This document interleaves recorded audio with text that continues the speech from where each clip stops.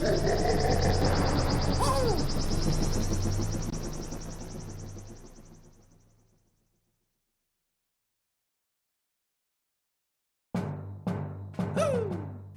everybody, it's here to you, and welcome back to Let's Play New Super Mario Bros. U Deluxe. In the previous episode, we finished off Sparkling Water.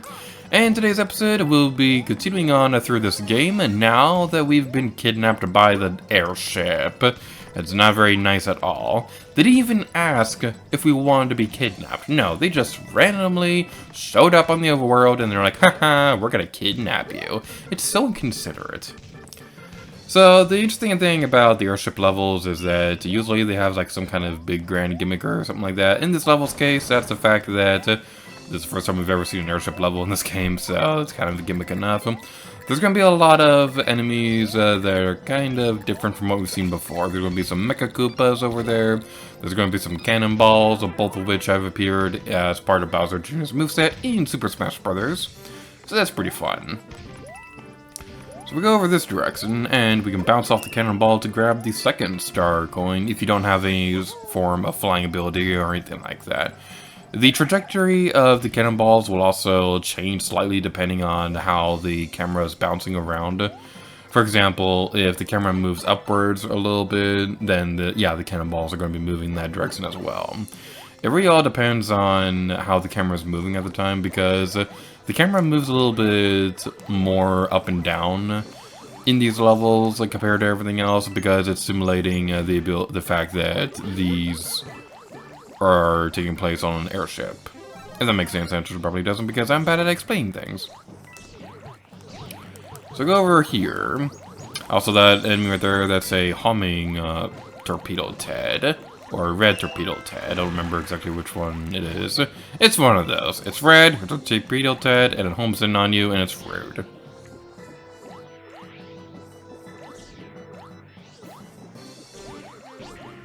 The end of the level should be coming up anytime now. Anytime now. There we go. I believe there is something else over here. If you wait patiently enough, there should be another item right there that will give you an ice flower, and that's going to be pretty useful. Not exactly for the boss fight, but it'll be useful for giving you a little bit more health than usual.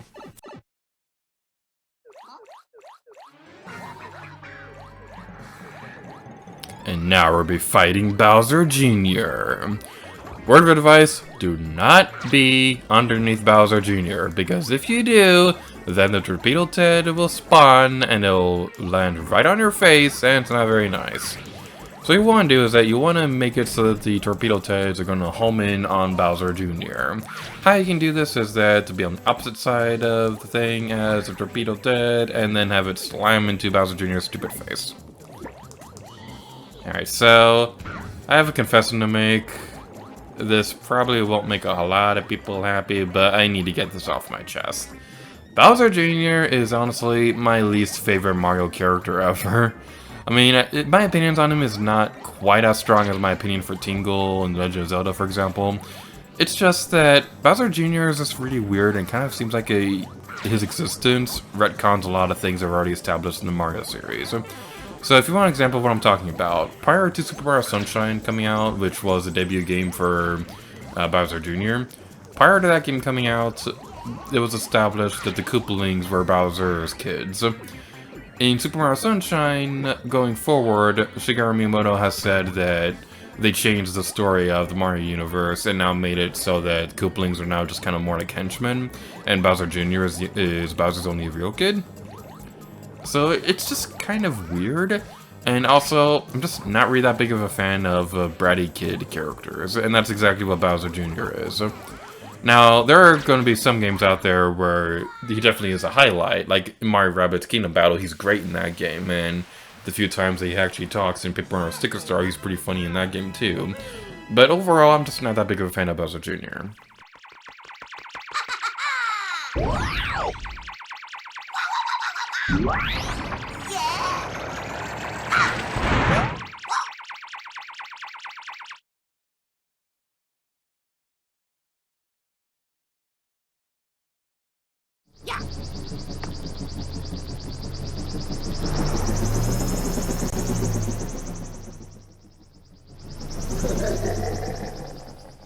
remember this game first came out and I was blown away by the fact that you could see more details on the Bowser's head on the airship. And we'll save because why not? Now take a look at this. Do you see how many entrances there are into this one world? Look at it! We have the regular exits from Sparkling Waters and Frosty Glaciers, that's 2. And then we have the secret path from the secret world from the Layer Cake Desert, which is 3. And the secret path from the very first world. There's 4 entrances into this one world! Overkill much? But anyway, welcome to Soda Jungle. In the jungle, the mighty jungle, the gator sings tonight. In the jungle, the mighty jungle, James Rose punches me tonight, or something like that. Welcome to Jungle of the Giants, and I just realized that I completely forgot to switch characters, so I'm gonna kill Mario.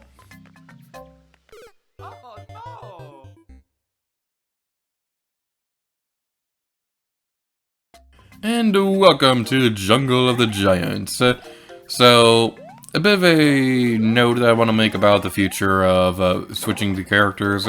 Because we were forced to play as Mario twice in a row, we're going to be skipping him next time we're going to be switching characters. So just keep that in mind for future videos. And now we're being introduced to some giant brick blocks and giant enemies, and everything is a giant. So we go across this area, and we want to be careful because the giant enemies are going to be a little bit more tricky to avoid, but we can also use them to our advantage, such as destroying the giant brick blocks. And I was going to destroy the giant brick blocks if I didn't jump on them like an idiot.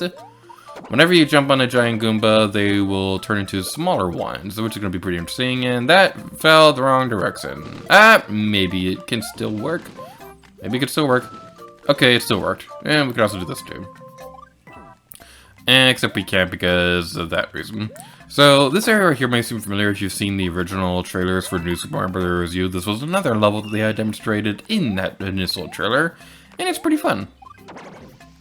I remember with that era of Mario games during the Wii U era, it always seemed like they had like one big grand epic song that would always play whenever they'd be demonstrating these new games. I remember listening to the trailers for New Super Mario Bros. U and Mario Bros. 2. I remember listening to those back and back pretty much every day until the games came out, because I just absolutely love the songs. That's how they get you. That's how they convince you to try out these games. Alright, take care of that. We want you to go this direction. Come on. Destroy the brick blocks. And now it's gonna fall off the face of the earth. Star ability, star ability, star ability. Mine, mine, mine, mine, mine, mine, mine. We probably missed a. Oh, we definitely missed some star coins because this is the very end of the level. Oh, there's one right there. Okay, so we'll come back for that one, but we need to find that second one. That's gonna be fun. I only have my notes up for Sparkling Waters because I didn't think I'd be recording this far into the game today.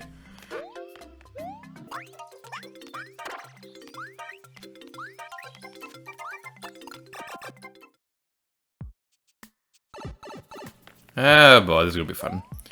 So be careful right here, because if you're not careful, then the Goombas will be the ones who will stomp you. Can you imagine this poor guy right here? He's just walking back and forth on this one platform. That's a sad existence right there. Are you kidding me? The very pixel of my toe barely grazed your aura, and it counted. Rude.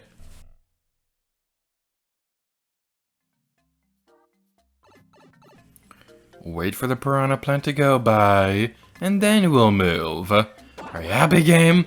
Are you happy? Because it just seems like it's the curse of Luigi right now, where during this one recording session, it's Luigi every single time. Whenever we play as Luigi during this recording session, he's always giving me trouble. Luigi, I like you. You're one of my favorite Mario characters ever. Why are you doing this to me? Alright, come on. Yeah, we did it! I don't care if we didn't get the top of the flagpole, we finally beat this level. Made it. And this world was incorrect advertising. I was promised a soda jungle. I did not see any soda anywhere.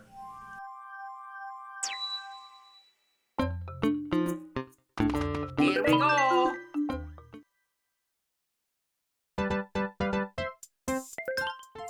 Big and black! I'll give you whatever's items inside. I'm gonna shuffle them now, so watch closely. You don't wanna pick a Bowser! Okay, the middle on the right.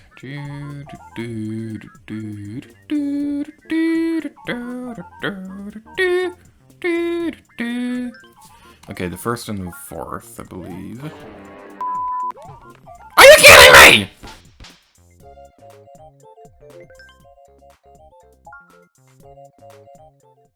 Bridge over poisoned waters.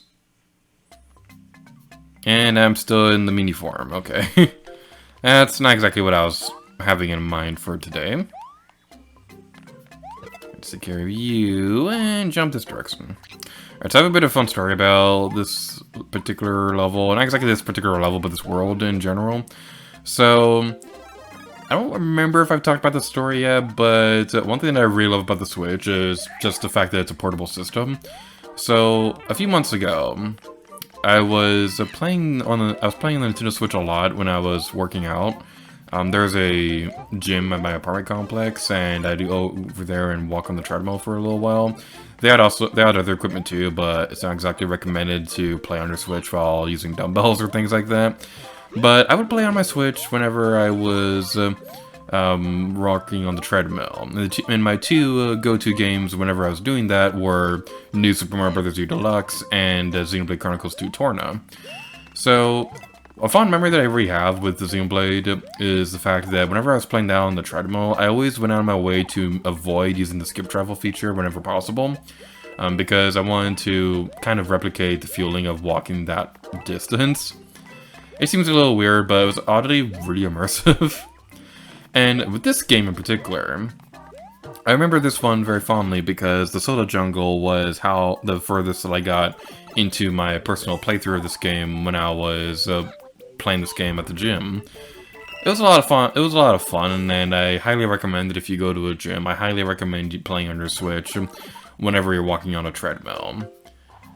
I also highly recommend that you don't handle the Switch while you're sweaty, because that's kind of gross, and it's really gross to clean up, but it's a bit of a fond memory that I have with the Nintendo Switch. The big reason why I recommend that is because it really does make the time go by quickly, because one thing that I really hate about working out on a treadmill is the fact that it just seems like it lasts forever. Like, it never ends and things like that, and I don't really like walking that much.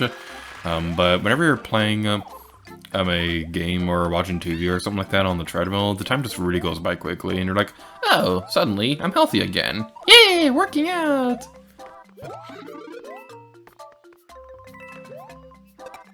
Alright, we took care of that Goomba, and now we can go over this direction. I don't care about those red coins, we're already in the flying squirrel suit, and as we all know already, this is the best form of Toad ever. There's probably something interesting within that one pipe over there, but I don't feel like exploring. If I wanted to explore while Let's Playing, I'd be playing Breath of the Wild. And I am Let's Playing Breath of the Wild. It's okay. So going back inside this level, we'll be demonstrating this version of the flying squirrel suit. I don't exactly even remember at the top of my head what makes this one so special. Well, we lost it now, so it's not like that matters.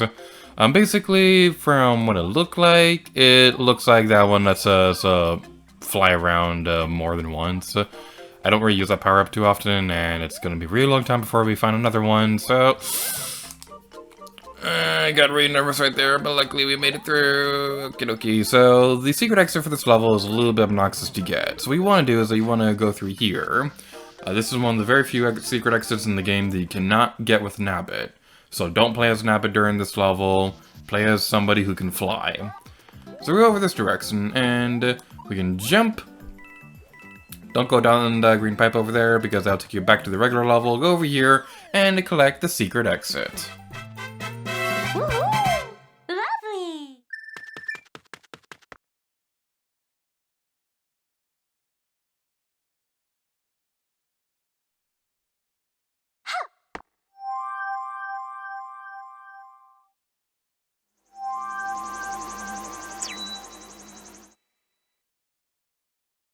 So yeah, if we were to go over this direction, we could bypass a huge chunk of this world. And I would do that, but I really like Solo Jungle. It might not seem like it from the tone of my commentary, but I really do love this world. Brumble Woods. I have no idea what a Bramball is. Let's head over here and... Ah, is that a Bramball? They're pretty fun.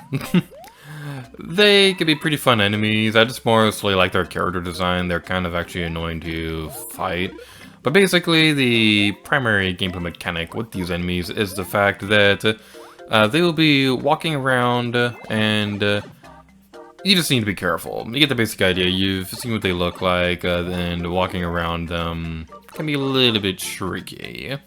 You basically don't want to get stepped on. If you jump on them from underneath, then they'll walk around faster. And that's kind of interesting, I guess. I don't know if these enemies are in Super Mario Maker or anything like that, but I can imagine if they were, then there'd be some really jerkish levels out there. Like this right here, oh, I couldn't demonstrate right there, but I was trying to demonstrate the fact that if you jump up from underneath the Bramball enemies, then you can make them go faster. But I didn't demonstrate that because I'm not good at this game. Come on, let me do the thing. Let me do the thing. Let me be unnecessarily epic. There we go. There was a star medal in there. Star coin, Star Wars, Star Trek, Star Allies, Star... I don't know. Starman. Alright, take care of you. And where is that third mysterious star coin? We have a firefly right now. Take care of you. We couldn't take care of you. Go away. Go away, go away, go away. Okay, whenever the music changes and they turn into an orange, you'll be able to jump up from underneath them, and that will give you a lot of coins, and that's pretty fun. So this right here, we need to be careful. I'm very surprised how smoothly we're able to do that. I usually have a hard time getting that star coin. They expect you to go through here with a mini mushroom? No! I ain't going through here with a mini mushroom unless I have to for a secret exit, but I don't remember where exactly at the top of my head where the secret exit is in the Zelda jungle. If that is where the secret exit is, I'm not going to be a happy gator.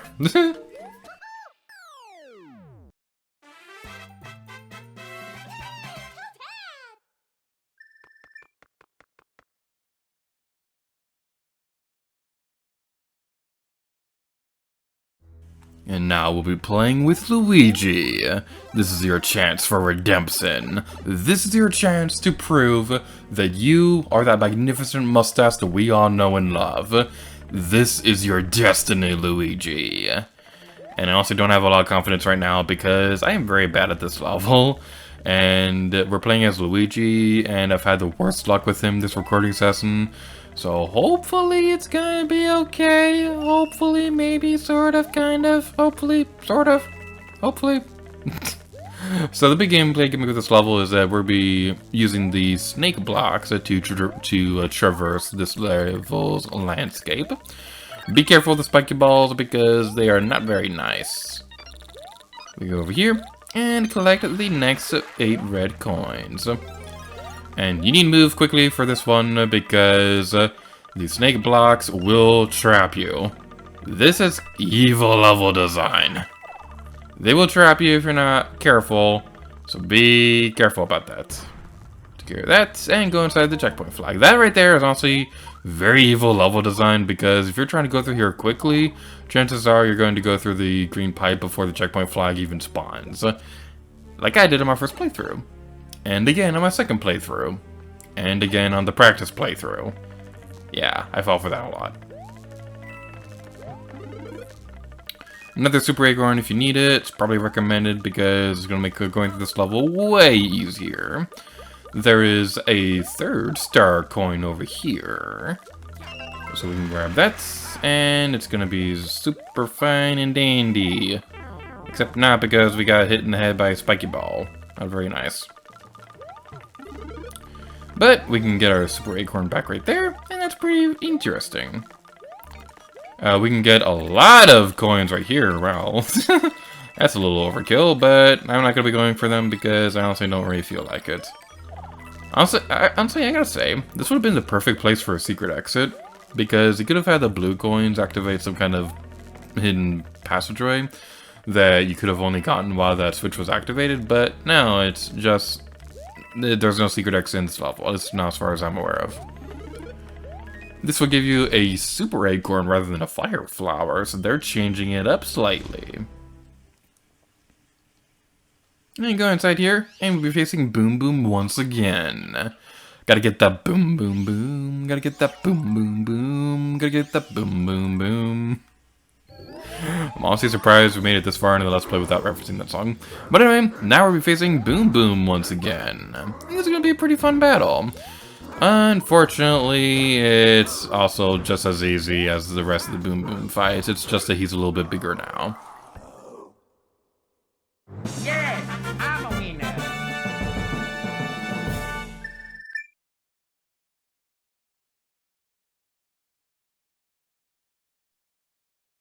Oh.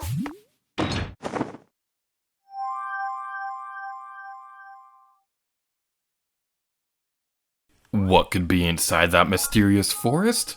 We will never know. Until the next video. Thank you all so much for watching this episode of New Super Mario Bros. U Deluxe. In the next episode, we're continuing on through the Soda Jungle into the mysterious, spooky forest. And next time, I need to give it to you. Oh yeah.